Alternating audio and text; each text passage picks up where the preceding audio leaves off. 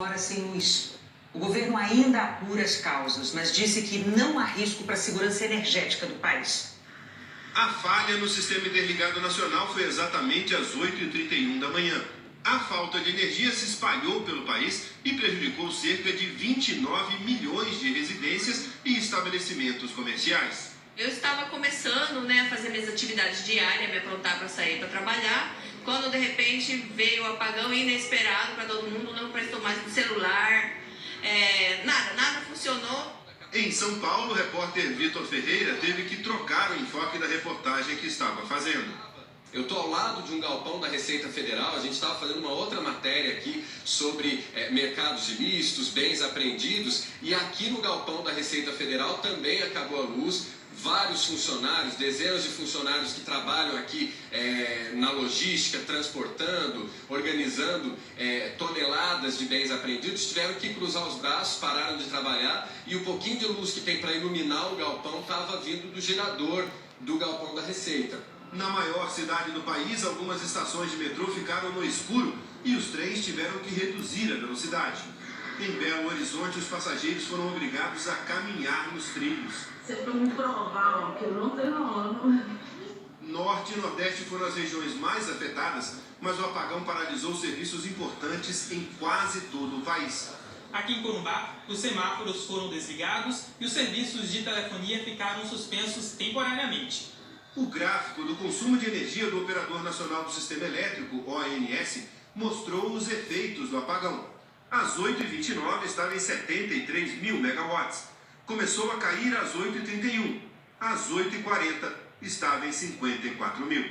O sistema elétrico brasileiro cobre quase todo o país com um modelo integrado de transmissão de energia de uma região para outra. O estado de Roraima é o único fora desse sistema. Hoje não foi afetado. No fim da manhã, Geraldo Alckmin, que estava no exercício da presidência da República por causa da viagem do presidente Lula ao Paraguai, disse que o governo reagiu ao problema rapidamente. A gente deverá, em poucas horas, se tudo correr bem, está tudo normalizado. E aí vai se investigar a causa dessa perda de carga. Mas a ação foi rápida do Ministério de Minas e Energia, dos seus técnicos, das equipes todas, e a recomposição está sendo rápida. Segundo o ONS, a situação na região sul foi normalizada às 9h05 da manhã. Nas regiões Sudeste e Centro-Oeste, às 9h33. E o sistema foi retomado no país todo às 2h49 da tarde. Na hora do apagão, o ministro de Minas e Energia, Alexandre Silveira, estava com o presidente Lula no Paraguai. De lá, ele determinou a apuração dos fatos e voltou ao país. No início da tarde, Silveira se reuniu com a Agência Nacional de Energia Elétrica e o ONS. Segundo ele, o ONS considera que houve 2 eventos simultâneos em linhas de transmissão de alta capacidade, um ainda não identificado. O outro, uma sobrecarga no Ceará, que, segundo o ministro, fez com que o sistema entrasse em colapso naquela região. O ministro explicou que depois da falha, a ligação entre as regiões Norte e Nordeste e as regiões Sul e Sudeste e Centro-Oeste ficou prejudicada e, em seguida, foi interrompida propositalmente para proteger o sistema e evitar sobrecarga nessas outras regiões. Alexandre Silveira disse na entrevista que o problema não tem relação com segurança energética nem com o suprimento de energia no Brasil e que um relatório sobre o apagão vai ser divulgado em 48 horas. O governo não descartou que a falha tenha sido causada por ação humana. Eu tenho absoluta convicção que a ONS, até pela sua característica técnica, ela não vai ter condição de dizer textualmente se esses eventos foram eminentemente técnicos ou se houve também falha humana ou até dolo. Eu estou por se tratar, como eu disse, de um setor altamente sensível, além de determinar as apurações devidas internas pela ONS, pela ANEEL e pelas nossas vinculadas, eu estou oficiando o Ministério da Justiça para que seja encaminhado à Polícia Federal um pedido de instauração de um inquérito policial para que apure com detalhes o que poderia ter ocorrido, além além de diagnosticar apenas onde ocorreu. Então nós vamos encaminhar tanto a Polícia Federal quanto a ABIN a instauração de procedimentos para apurar eventuais dolos nesse ocorrido de hoje. O ministro repetiu as críticas que o governo vem fazendo ao modelo de privatização da Eletrobras, mas disse que não pode apontar relação direta com o apagão de hoje. A empresa de transmissão de energia do Ceará é uma subsidiária da Eletrobras. Eu seria leviano em apontar que há uma causa direta com relação à privatização da Eletrobras. O que eu digo, o que não posso faltar é com a coerência. A minha posição sempre foi essa, e não vai deixar de ser, de que um setor estratégico como esse deve ter uma mão firme do Estado brasileiro. Nós procuramos a Eletrobras, mas ainda não tivemos retorno. O apagão afetou milhões de pessoas na região Nordeste. Este hospital que atende pelo SUS em Aracaju teve que parar tratamentos importantes. Quimioterapia a gente teve que interromper também, radioterapia a gente teve que interromper, porque esses aparelhos, no caso da radioterapia, da tomografia, da ressonância, consomem muita energia e nenhum gerador consegue manter o nível de energia necessário para a utilização desses aparelhos. No Hospital da Criança, em São Luís, mais transtornos. Alguns exames foram cancelados, como por exemplo os de raio-x, por conta realmente da falta de energia elétrica. Os aparelhos de ar-condicionado pararam de funcionar. Eu saí lá do quarto porque tá muito quente lá. Minha bebê tava suando, tamanho do pano. Essa é a principal avenida de Teresina, bem no centro da cidade. E por conta do apagão, olha como ficou este cruzamento. O trânsito ficou um caos. Péssimo, lá de casa pra cá, horrível. Liberaram minha turma por falta de eletricidade. Sem luz, sem internet, como é que a gente trabalha? Em Pernambuco, o apagão atingiu 35% do estado. 1.500.000 estabelecimentos comerciais e casas ficaram sem luz. Diante dessa situação, o posto de saúde suspendeu o atendimento, as escolas liberaram os alunos mais cedo. Faltando energia direto. Vinha voltando para as crianças não ficarem no calor, pediram para a gente buscar. Escolas de Natal também suspenderam as aulas pela manhã e o comércio ficou às escuras. Tem carne que eu congelo, né? Aí de repente acontece um negócio desse, aí a gente fica prejudicado. Vendo a hora estragar, né? Qualquer tipo de alimento, né? Em Alagoas, o abastecimento de água em Maceió e em vários municípios do interior ficou prejudicado. O apagão afetou 30% dos paraibanos. Em Fortaleza, a linha sul do metrô deixou de funcionar, prejudicando o transporte de passageiros para a região metropolitana. Aguardar aqui um pouquinho, se não chegar a voltar para casa, né? Na Bahia, dos 417 municípios, só 2 não foram atingidos pelo apagão. Aqui na principal estação de transbordo de Salvador, centenas de pessoas passaram horas esperando pelo retorno do metrô. 350 mil pessoas utilizam esse sistema de transporte todos os dias na capital e na região metropolitana.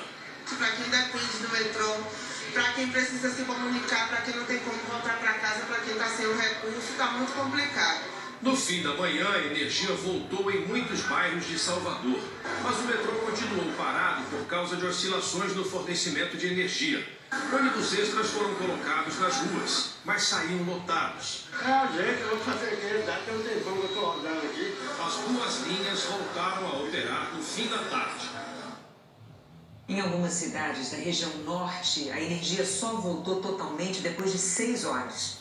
No polo industrial de Manaus, os funcionários do primeiro turno dessa fábrica foram dispensados e a produção do dia não aconteceu. Se a energia retornar para casa, não dá para trabalhar no calor também. Teve comércio que funcionou à luz de velas. Tive um prejuízo grande com o pão, porque quando passa da fermentação, o prejuízo é grande. A usina hidrelétrica de Balbina, que fica a cerca de 180 quilômetros de Manaus, garantiu um pouco da energia durante o apagão para a capital do Amazonas e outras 3 cidades da região metropolitana que precisaram de atenção nas unidades de saúde. Todos os municípios de Rondônia ficaram quase 3 horas sem luz. A falta de energia acabou congestionando o trânsito e paralisando os serviços essenciais. As escolas e o comércio também sofreram. Não funciona o caixa, não tem como funcionar os terminais de venda, fica tudo parado. Em Belém, no mercado do Ver o Peso, os vendedores voltaram mais cedo para casa. Hoje não teve polpa de fruta fresquinha, a máquina parou de funcionar. E aqui na torneira, olha só, não pingava uma gota sequer de água. O que tinha feito? A gente não conseguia vender, porque a energia ficou sem internet, sem nada.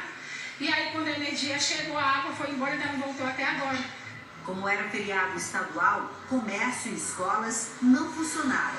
Palmas ficou pouco mais de 1 hora sem energia. Em algumas cidades do interior do Tocantins, a luz só voltou no início da tarde. Em todo o estado, a situação só foi normalizada cerca de 6 horas depois.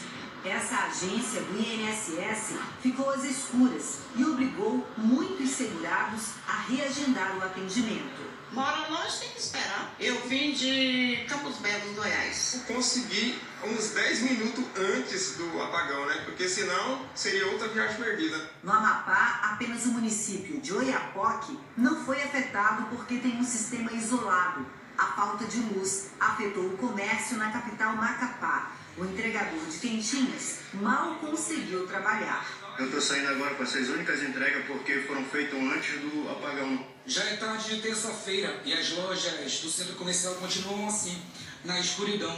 As trabalhadoras estão dando um jeitinho para tentar fugir do calor. Alguns dos transtornos no momento do apagão foram a perda do sinal de internet e os semáforos parados, o que causou tumulto no trânsito. É muito complicado se deslocar durante a cidade com essa falta de energia. Inclusive, a gente está até enfrentando dificuldade com o abastecimento, né?